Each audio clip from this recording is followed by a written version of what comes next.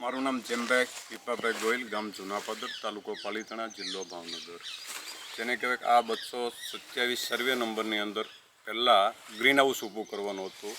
પછી પુના જઈ અને સર્વે કર્યો હતો કે આપણે મોટો ખર્ચો નહીં કરીએ કે નાનો ખર્ચો કરી અને નેટ હાઉસ બનાવ્યું.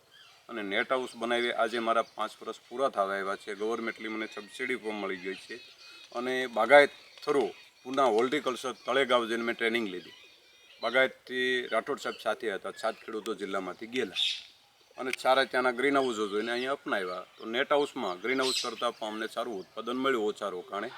જેને કહેવાય ટમેટા પહેલાં વર્ષે કર્યા તો 110 ટન ટમેટા નીકળ્યા. ત્યાર પછી કાકડી લીધી તો 35 ટન 90 દિવસની અંદર કાકડી મળે. બહારની ખેતીમાં અંદરની ખેતીમાં ડબલ જેને કહેવાય કે ઉત્પાદન લઈ શકીએ. એનું કારણ છે યુવી ટેબિલિટી, જે ઉપરથી સનલાઇટ સૂર્યપ્રકાશ વધારે આવે એ કંટ્રોલ થઈ શકે અને સારી ગુણવત્તાનું શાકભાજી બને છે.